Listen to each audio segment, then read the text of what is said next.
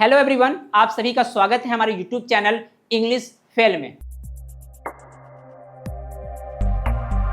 दोस्तों, आज के इस वीडियो में हम लोग बात करने वाले हैं some reasons you can not speak English. ऐसे कुछ कारण जिनसे आप अंग्रेजी नहीं बोल पाते। दोस्तों, ऐसे बहुत सारे लोग हैं, वो ना जाने कितने कोचिंग ज्वाइन कर चुके हैं, वो ना जाने कितना मेहनत कर चुके हैं, लेकिन फिर भी वो इंग्लिश नहीं बोल पाते। कई लोगों का तो क्वेश्चन ये होता है कि सर क्या करें कि हम इंग्लिश बोल लें। इंग्लिश हम समझ तो लेते हैं बट बोल नहीं पाते। तो दोस्तों, हो सकता है उसमें से आप भी हो। तो अगर आप भी उसमें से हैं, उस कैटेगरी में से हैं, तो ये वीडियो बिल्कुल आपके लिए है। आज के इस वीडियो में हम आपको ये बताएंगे कि ऐसे क्या रीजन हैं जिनसे आप कितना भी मेहनत कर लो बट आप इंग्लिश बोल ही नहीं पाएंगे। जी हाँ, तो without wasting your time, now let's get the ball rolling. तो यहाँ पे जो हमारा फर्स्ट लाइन है, जो फर्स्ट टिप्स है, जो फर्स्ट ट्रिक्स है, वो है क्या? यू हैव नो स्ट्रेटजी और यू में से you have no any plan. मतलब अगर आप अंग्रेजी नहीं बोल पा रहे हैं, उसमें से जो सबसे बड़ा कारण होता है ये होता है कि आपके पास कोई स्ट्रेटजी नहीं है। स्ट्रेटजी बोले तो कोई रणनीति नहीं है, कोई आपके पास प्लान नहीं होता, इसलिए आप इंग्लिश नहीं बोल पाते। देखिए होता क्या है, अगर आप कोई भी काम कर रहे हैं, जब तक उस काम में रीजन ना मिले, जब तक कोई रीजन ना हो, अगर आपका वाई क्लियर नहीं है, बिलीव करिए आप कितना भी मेहनत कर लो, कुछ भी कर लो, आप नहीं करने वाले, आप कर ही नहीं, सीख ही नहीं पाओगे। ऐसा क्यों? आइए इस चीज को हम एक छोटे से एग्जांपल से समझते हैं। एग्जांपल मान के चलिए कोई प्लेस है, ये प्लेस है और आपको एक प्लेस से दूसरे प्लेस जाने की दूरी जो आपको तय करना है, मान के चलिए 15 मिनट्स, 15 मिनट लगते हैं एक प्लेस से दूसरे प्लेस जाने के लिए। अब आप बताओ, अगर विदाउट एनी रीजन आप जा रहे हो, आपके पास कोई रीजन नहीं है, तो आप क्या करोगे? हो सकता है इस 15 मिनट के बजाय आप 20 मिनट ले लो। हो सकता है आप जाते वक्त बीच में कहीं रुक के नाश्ता भी कर सकते हो, कोई बंदा मिल गया तो आप उससे बात भी कर सकते हो। बट बिलीव करिए, अगर यही चीज आपके पास कोई रीजन हो जाए तो बिलीव करिए कि आप जो 15 मिनट का जो रास्ता है उसको आप शायद 12 मिनट में, 13 मिनट में, 14 मिनट में तय कर सकते हैं। तो यही रीजन आज यहाँ पे होता है।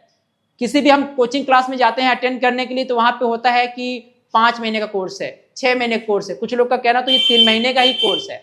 बट उसमें होता क्या है कि हम एक साल लगे रह जाते हैं बट सीख ही नहीं पाते। रीजन ये होता है कि हमारे पास हिस्ट्री नहीं होता है, ये हमारे पास नहीं होता, ये सबसे बड़ा रीजन है। तो होना क्या चाहिए, हमें किसी भी कोचिंग क्लास को ज्वाइन करने से पहले, किसी भी टीचर से ट्रेनिंग लेने से पहले, हमें हमारे पास एक प्रॉपर तरीके से प्लानिंग होनी चाहिए कि हम इंग्लिश सीख क्यों रहे हैं।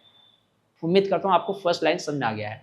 अगर ये लाइन आपको समझ में आ गया है तो दूसरा चीज आपको ध्यान देना है कि what if I make mistake.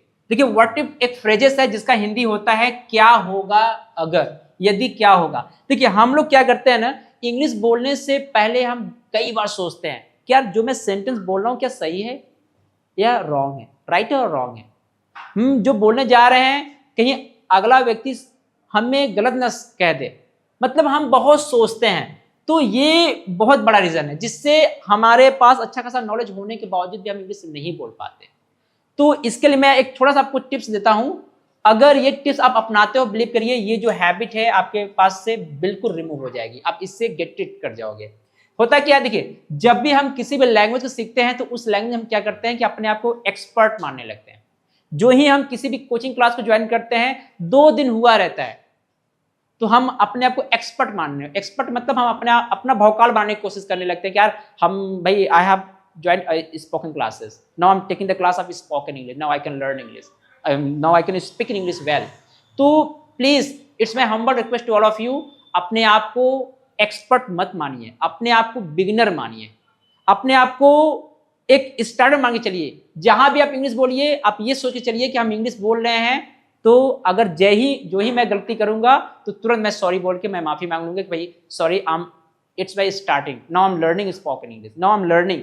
तो बिलीव करिए अगला व्यक्ति आपका अप्रिशिएट ही करेगा। लेकिन अगर आप अपने आप को एक्सपर्ट मान को इंग्लिश बोलोगे तो बिलीव करिए अगला व्यक्ति आप पे क्या करेगा, थोड़ा ब्रशअप करेगा, आपको थोड़ा सा वहां पे बेइज्जती इंसल्ट भी कर सकता है कि यार आप बोलते हो आप एक्सपर्ट हो बट आप तो बोल ही नहीं पा रहे हो। तो प्लीज आपसे रिक्वेस्ट है कि अपने आप को एक्सपर्ट मत मानिए, अपना 100% दीजिए लेकिन एक्सपर्ट मत मानिए। चाहे किसी भी लेवल पे हो, आप बिगिनर लेवल के हो सकते हो, इंटरमीडिएट लेवल के हो सकते हो सकता है आप एक्सपर्ट लेवल के भी हो, लेकिन प्लीज आप अपने आप को बिगिनर मान के चलिए। क्लियर? चलिए, अगर ये हैबिट आपके पास है तो आप तब भी नहीं सीख पाओगे, तो आपको ये हैबिट अपने अंदर नहीं रखनी है। ठीक है, जो तीसरा जो थर्ड आपकी हैबिट है वो क्या है? Never speak only right in English. देखिए होता क्या है, हम कभी बोलते नहीं हैं, हम क्या करते हैं, केवल लिखते ही रह जाते हैं। अब बिलीव करिए, लिखना क्या होता है, बस हमारा कॉपी भरता चला जाता है। हमारे पास एक कॉपी भरते हैं, उसके बाद फिर हम दूसरा कॉपी कवर करते हैं, तीसरा कॉपी, एक दिन क्या होता है कि हम इसको बेच देते हैं, कॉपी को कबाड़ में चूरन बेच के खा जाते हैं, है कि नहीं? तो होता क्या है भाई, ऐसा हर कोई नहीं करता, मैंने कई लोगों को देखा है। तो कहने मतलब मेरा ये है कि यहाँ पे आप क्या करिए, अगर किसी भी कोचिंग क्लास को ज्वाइन किए हो, किसी भी टीचर से ट्रेनिंग ले रहे हो, तो आप क्या करो, लिखने के साथ साथ बोलना भी शुरू करिए। मैंने ऐसे कई जगहों पे कई लोगों को मैंने नोटिस किया है कि जाते क्या है, जब भी किसी कोचिंग क्लास में जाते हैं, बस कॉपी पेन लेके बस लिखना ही चालू करते हैं। टीचर इधर बोलता रहता है, वो लिखते रहते हैं। बिलीव करिए कि वो इंग्लिश छोड़ दीजिए, वो वहाँ पे हिंदी भी नहीं बोल पाते, मतलब हिंदी बोलते नहीं, बस वो जैसे क्लास में एंटर करते हैं, जो भी टीचर जो भी पढ़ाए वो नोट किए, उसके बाद thank you sir, okay bye bye, take care, फिर दूसरा दिन होता है वो फिर चले जाते हैं। फिर वही प्रोसेस 2-3 दिन चलता रहता है, और कॉपी तो भर जाता है अच्छा खासा ग्रामर से, लेकिन मालूम क्या चलता है, 3 महीने बाद, 4 महीने बाद, 5 महीने बाद हमें मिला क्या? हमें कुछ नहीं मिला, हमारे पास नॉलेज ही नहीं है। तो प्लीज ये जो हैबिट अगर हमारे अंदर है तो इसको भी रिमूव करिए, इसको हटाइए, इसको तुरंत आज ही हटा दीजिए। और आप क्या करिए, लिखिए। मैं ये नहीं कह रहा हूँ लिखिए उतना ही जितना जरूरी है। देखिए होता क्या है, इंग्लिश बोलने से आती है। अब बिलीव करिए, we all can not speak in English until और अनलेस ओपन आवर माउथ। हम तब तक इंग्लिश नहीं बोल पाएंगे या नहीं बोलते जब तक हम अपने माउथ को ओपन नहीं करेंगे। तो उम्मीद करता हूं कि आपको ये चीजें जो मैं आपको समझाने की कोशिश कर रहा हूं आपको समझ में आ रहा है। अगर ये समझ में आ गया है तो आपको फोर्थ पॉइंट पे ध्यान देने की जरूरत है। फोर्थ लाइन क्या कह रहा है कि नेवर फॉलो LSRW। देखिए किसी भी लैंग्वेज को स्टार्ट करने के लिए या किसी भी लैंग्वेज को सीखने के लिए ये जो 4 टूल्स है ये बहुत इंपॉर्टेंट है। LSRW के पहले मैं मतलब बता दूं होता क्या है। L का मतलब होता है लिसनिंग। क्या होता है? LISTENING, listening. S फॉर होता है स्पीकिंग, R फॉर होता है रीडिंग, और W फॉर होता है राइटिंग।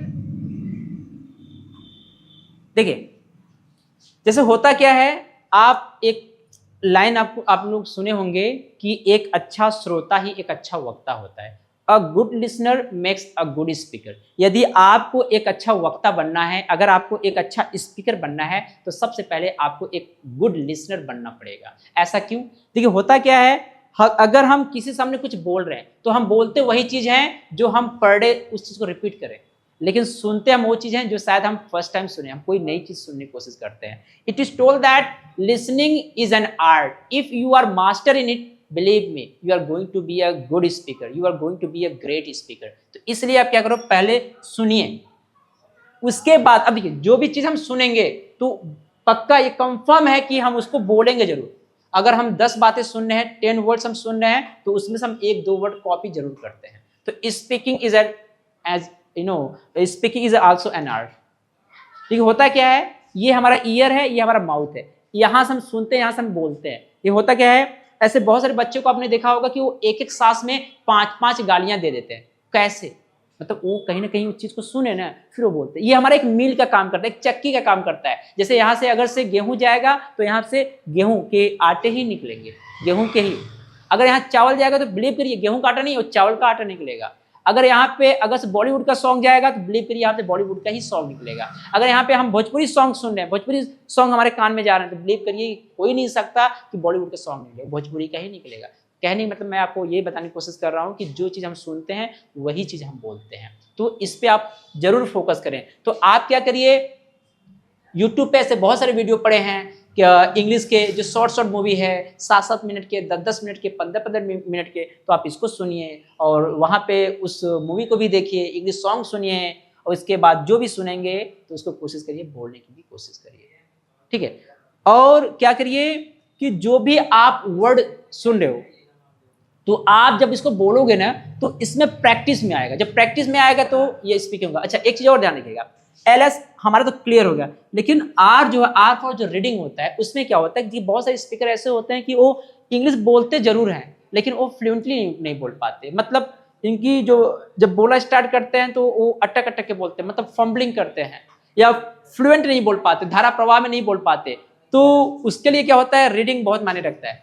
रीडिंग में क्या होता है, मैंने अच्छे अच्छे स्पीकरों को मैंने नोटिस किया है कि वो अपने फ्लुएंसी लाने के लिए बुक रीडिंग करते हैं, वो भी लाउडली। तो आप भी क्या करो, मैं भी आपको रिकमेंड करने की कोशिश कर रहा हूँ कि आप भी बुक को क्या करो, देख के तेज लाउडली रीडिंग करो। इससे होगा क्या, देखिए अब आप सोचो कि आपके पास एक बुक रखा है, मैटर इसमें लिखा हुआ है, आप उस बुक को रीडिंग कर रहे हो, पढ़ रहे हो और आप अट्रैक्ट पढ़ रहे हो, लेकिन जब आप इंग्लिश बोलेंगे तो आप कैसे कह सकते हैं कि आप धारा प्रवाह बोलेंगे, बिना रुके बोल सकते हैं। आपने कई लोगों को नोटिस किया होगा, वो हिंदी का या इंग्लिश का बुक से रीडिंग करते हैं तो अटक पढ़ते हैं। तो इसलिए क्या होता है, जब आप रीडिंग करोगे लाउडली तो यहाँ पे आपकी प्रैक्टिस होगी, और जब प्रैक्टिस होगी तो क्या होगा, वही चीज आपकी फ्लुएंटली मिस धारा प्रवाह में मिस बिना रुके आप बोलना चालू कर दोगे। ठीक है, इसके बाद 4th नंबर पे डब्ल्यू फॉर राइटिंग। तो देखिए राइटिंग के लिए मैं बाउंड नहीं करूंगा, if it's possible so you can do. ऐसे बहुत सारे लोग होते हैं जिनके पास ज्यादा टाइम नहीं होता, तो भाई ड्यूटी करते हैं या कहीं जॉब करते हैं, तो वो इसके लिए नहीं करते। तो ये अगर आपके पास टाइम है, if you have time so you can do it, otherwise no issues. लेकिन ये 3 जो चीजें हैं आपको करना ही पड़ेगा, और यही चीज हम नहीं फॉलो करते, इसलिए क्या हमारा रीजन बना हुआ है। ध्यान रखिएगा, हमें इसको फॉलो करना चाहिए। तो लास्ट लाइन क्या है, सो 5वें जो टिप्स है वो ये है कि we do not attend our class per day, we do not attend our class daily. जो सबसे बड़ा रीजन ये होता है कि हम अपने क्लास को पर डे नहीं रखते, कि हम जहां भी स्पीकिंग क्लास करते हैं तो सबसे बड़ा रीजन ये होता है कि हम अपने क्लास को पर डे नहीं रखते। जैसे हम 2 दिन गए तो 2 दिन गैप कर देते हैं, 4 दिन गए तो 5वें दिन गैप कर देते हैं, तो वहां पे जो हमारा कोर्स कंटेंट होता है वो प्रॉपर हमारे तक नहीं पहुंच पाता। अब जैसे एग्जांपल समझिए, टीचर जिस भी टीचर से आप क्लास कर रहे हो, जिस भी ट्रेनर से क्लास कर रहे हो, तो उसका एक फॉर्मेट बना होता है कि हमें इस स्टेप के बाद हमें इस स्टेप को ही लेके चलना है। अब मालूम चला कि आप 2 दिन उस स्टेप को क्लास किए, तीसरे दिन आप गए नहीं, और आपकी वजह से टीचर थोड़ी ना रुकेगा, वो आगे तो बढ़ता जाएगा ना। तो सबसे बड़ा रीजन ये भी होता है, हमारे पास कंटेंट ही नहीं होता। जो हमारे पास कंटेंट नहीं होता, हमें प्रॉपर आइडिया नहीं मिल पाता कि हम कैसे इंग्लिश बोलें। तो बिलीव करिए, ये जो 5 रीजन हैं, ये एक ऐसे रीजन हैं कि आप कितना भी क्लास अटेंड कर लो, कितना भी मेहनत कर लो, आप नहीं बोल पाओगे। तो ये रीजन को पहले आपको हटाना पड़ेगा। तो उम्मीद करता हूं कि आज का क्लास आपको प्रॉपर तरीके से समझ में आ गया होगा और आप इसको फॉलो करेंगे। तो आज की इस वीडियो के लिए दैट्स ऑल पीपल। हम जल्द मिलेंगे अपने एक नए वीडियो के साथ, तब तक के लिए बाय बाय एवरीवन।